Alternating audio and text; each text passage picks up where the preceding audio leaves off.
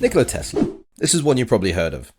His inventions made financial tycoon JP Morgan blacklist him because his inventions weren't aligned with JP's capitalistic nature. Thomas Edison became his biggest hater because, frankly, Tesla was just on some LeBron James generational run type shit, and he just couldn't be stopped after a career full of drama between the three. He claimed to have created a death ray. This death ray could destroy armies from miles away, a weapon so powerful governments feared it. When Tesla eventually died alone in a New York hotel room in 1943, the FBI seized all of his research.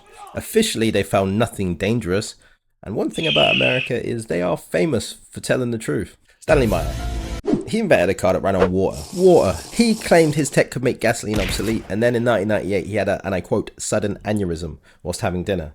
His last words were, "They poisoned me." Official cause of death? Natural causes. But when someone who threatens big oil says, "I've been poisoned," I'd be inclined to listen. Dr. Eugene Malov. Dr. Eugene Malov was a scientist exposing corruption in the energy sector.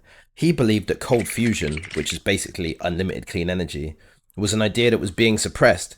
He dedicated his life to proving that cold fusion wasn't just some fringe idea, but rather a real, viable means of energy production. Then, tragically, in 2004, he was beaten to death after evicting some tenants. Their son and his girlfriend showed up at the property to confront the doctor when things turned violent. So was this the perfect storm, or just the perfect cover? Rudolf Diesel. You know his name because of diesel engines, but did you know that he vanished? In 1913, Diesel boarded a ship to England to promote his new engine that could run on biofuels. He was found dead, floating in the ocean.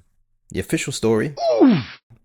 But right before his death, he was alleged to be in a meeting with the British Navy to sell them his tech. What's more is he was never formally identified. He was identified via his belongings that were found with his body. Those that found his body cast it back out to sea after taking his belongings. Suspicious, huh? Gerard Bull.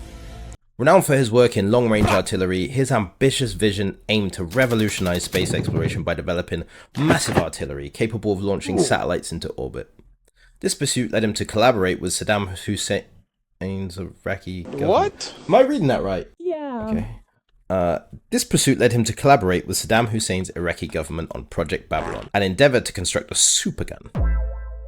Bull was shot 5 times in the head and back at close range. He was discovered with a briefcase stuffed with $20,000. The assailant, or alleged assailants, were never identified, but prevailing theory suggests an involvement by the Israeli Mossad, concerned about his work for Iraq. Bull's death abruptly halted the progress of Project Babylon, leaving many questions about the true capabilities and intentions behind the supergun. Of course, not every tragic end is a mystery. Some people had everything and still managed to ruin it. If Dante was right, we know exactly where they ended up. So join me next time as we map out the Circles of Hell Celebrity Edition.